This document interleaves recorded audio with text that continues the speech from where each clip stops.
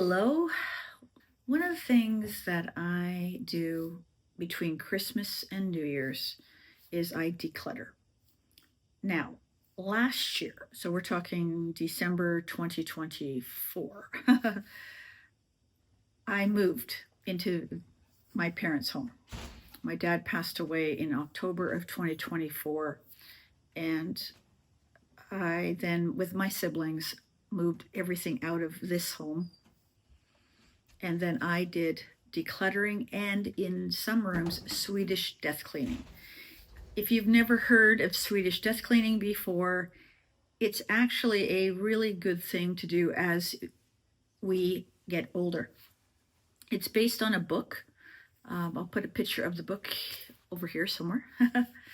And it's just looking at each room as if it's just for you and nobody else, and or how you want to leave things after you pass. And I decluttered a lot of stuff that way. I didn't do every single room because there was also kind of a time constraint to move into this place. But now it's been 1 year. So my initial plan was between Christmas and New Year, declutter. And that didn't happen.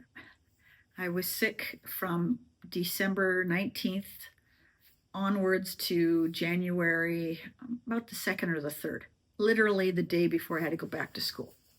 So just over 2 weeks. Not fun. So what I did in the middle of January was to kind of do what I wanted to do between Christmas and New Year's, and it turned out fine.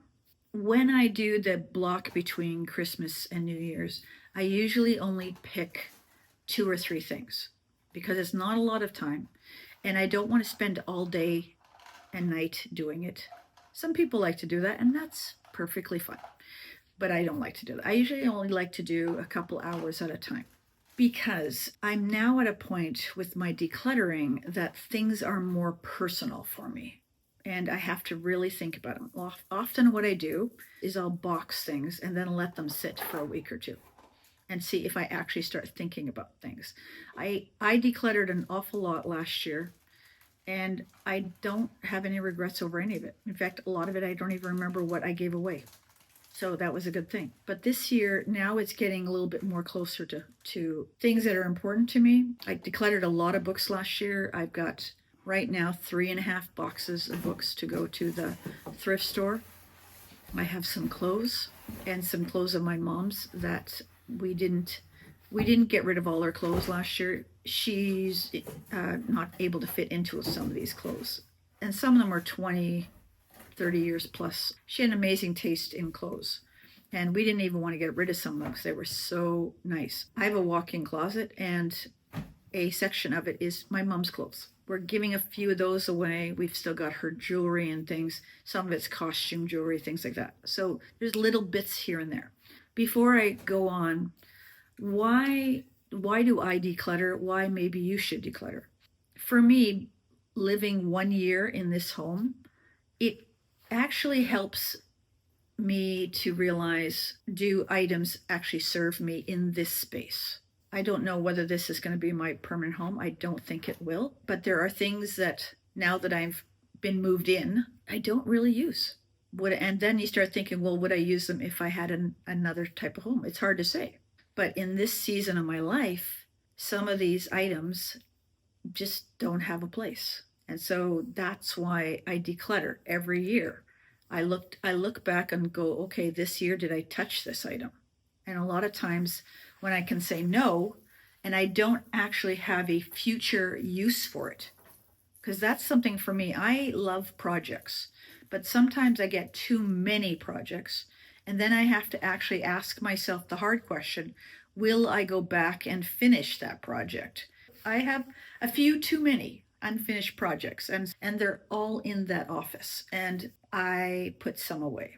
I boxed them up because I had to. I thought in all honesty, I didn't think there were certain projects I would revisit, because some of them are more than, I want to say 10 years, maybe 7 to 10 years or more. There was one project in there that I think was closer to 20 that had not been touched. And I'm thinking, you've just got to let it go. And since it's been in the box, I actually can't even remember exactly what the project was and how far I got, which tells me I don't need it. Last year, when I was doing some Swedish death cleaning, I had to stop in a couple areas because emotionally, I wasn't ready. I think I started decluttering too soon after my dad passed. And so there were still other emotions such as grief that I was dealing with. Now, this fall and winter time have been rough as well. I mean, I've been thinking about my dad off and on this year, and I had these waves of grief. I had kidney stones in the fall, and I was sick 2 weeks at Christmas time. But that cough lingered for, anyways, a little bit while after that. So now that I've passed that, and we're now almost at the end of January, going into February, I'm feeling like I can calmly and peacefully revisit some areas that I didn't Swedish death clean. That's what I started doing. So I did some decluttering of the bathrooms because there was areas like, especially under the counter, I throw things in there. There were still some things from my parents that were still under there. I cleaned most of it out, but yeah, there were some things, and I didn't have room for towels underneath there. So it's not a huge space, but I don't have a lot of stuff. But then I realized I actually do have a lot of stuff. So decluttered the bathroom stuff, and then I did some clothes, not a lot. I think what I'm going to do is I'm going to do another decluttering if my health is good during my spring break, which is 2 weeks in March, because then I get a little bit more concentrated time. I'm spending a few extra days teaching right now for January and February, and so these months, even though I think mentally I'm ready to do more, I went through jewelry, not just my mom's jewelry, but my jewelry. I had a lot of, as a teacher, I used to wear a lot of costume jewelry, a lot of seasonal type earrings with all sorts of things and necklaces. And I used to get a lot of gifts as necklaces and earrings from my students because I wore them. I'm now at the end of my teaching. Now, that's another thought going through my head right now because I don't know if I'm going to retire this year or not. I'm really struggling with it. I've been praying about it. I don't have one clear vision. I think I might teach one more year. I don't know though. Or I might even teach half a year. I can retire anytime now if I choose to. Either way, whether I work till June this year or whether I work next June, I'm still not getting a full pension. I just didn't work that many years in the district I currently am. I will get some smaller pension. It won't make a huge difference between if I retire now and retire next year. But it's that income, that extra little income, because I can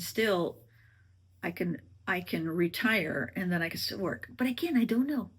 I'm really torn by that, and you can pray for me. If you've never tried Swedish death cleaning, one of the things that I noticed for myself is by removing some stuff out of my life, and I asked some nieces and nephews if they wanted things, and I did pass on a couple things, nothing major though in size. But what it did for me, especially moving into here and seeing rooms that are not cluttered, it really took a bit of a burden or a pressure that I didn't think I had, that stress. But maybe I did, and I just didn't realize it. Maybe because I had it so long. So decluttering and particularly Swedish death cleaning can unburden you of some things. My mom, I'll just share this story, and I think I shared this last show when I was talking about Swedish death cleaning. Sometimes parents will ask you to keep things of theirs. And so, I was asked to keep this and this, and I thought I have no use for them. So I made a compromise and I kept a small amount of one thing, and the other one I offered it to nieces and nephews to see if they wanted it, and some of them did. So I passed it on to them. Your parents can guilt you into things. And the thing is, you need to live your life. God is calling you into your life and things, and you should not have to be burdened by something. Yes, there's family heirlooms and family history that's very important. So you really need to kind of choose carefully what you hold on to. With Swedish death cleaning, it's not so much about urgency as opposed to just having peace about things. I'm not saying it's January, it's New Year, let's do it now. It's sometimes I think you have to be mentally prepared for it. And even if you're not quite mentally prepared for it, do it to a certain level and you will feel that uncomfortability, and then decide at that point whether you do a tiny bit more or whether you ease up. I'm watching this gal on Instagram as she's cleaning up her father's home, and he was a hoarder, and there was some trauma and everything. And as she's going through each room, some rooms are easier than others for her because she's finding things from when she was a baby still there, and all sorts of other things. And one of the things that I heard her say is that when a room starts to feel uncomfortable, she puts the timer on for 1 hour and then stops. And if she's still feeling very uncomfortable, she gives herself permission to get out, just get out of the townhouse or whatever. And I think that's good practical advice. When you are doing Swedish death cleaning, it can feel uncomfortable because you've held on to something for some reason. It's sentimental to you, but you are the only one it's sentimental to. So what would it mean if you got rid of it? Would it only affect you, or will it affect someone else? So there's a lot to Swedish death cleaning and even decluttering in general, but try to keep it not in the state of discomfort for yourself. I think if you're in a situation where your parents have left things for you, there's going to be a way that you can honor them without holding on to everything. And I don't have the answer to that for you. You need to find out the answer for you in that situation. My teaching career is in some ways was wrapped around my identity for a very long time. And so even getting rid of certain picture books that I read faithfully every year is hard. I mean, I still have a boatload of stuff in my classroom. And I've had new teachers in the school building. I've been slowly giving them stuff just to make it easy, because I don't know what's going to happen on that last day of school for me, right? I'm not sure about that. Since 2020, when we were home teaching, that in some ways that really snapped my attachment to have my career and my identity so interconnected. I think that really broke it off. And so it's actually has been easier to to pass on some of my stuff, but there are pieces that are still, they're going to probably sit there another year or two. It's hard to say. I don't know. What I need to do is I need to think about how I want my office to look now based on my season right now. And there's some things I'm already kind of formulating in my brain about, I'd like to take this corner and do it like this, and things like that.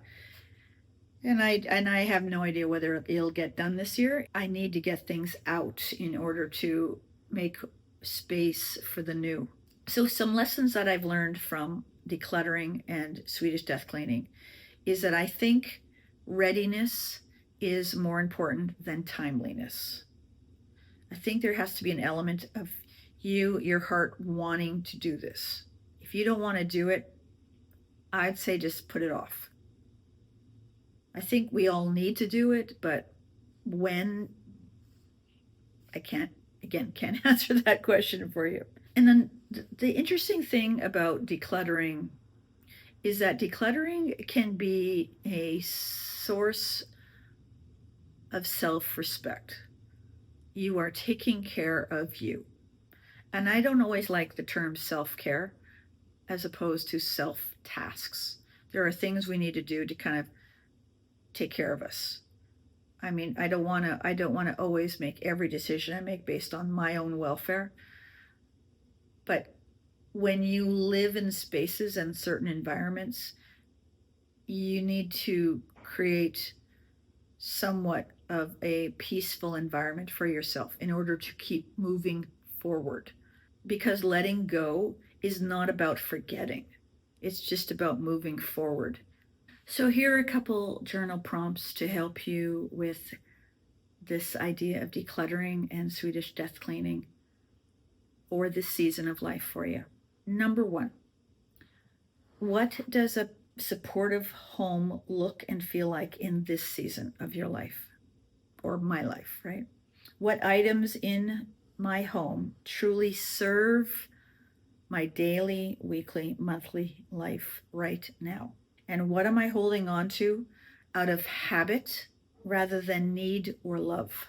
And how can I honor memories without keeping every physical object connected to them? Especially if you've got something that is like hundreds and hundreds of years old.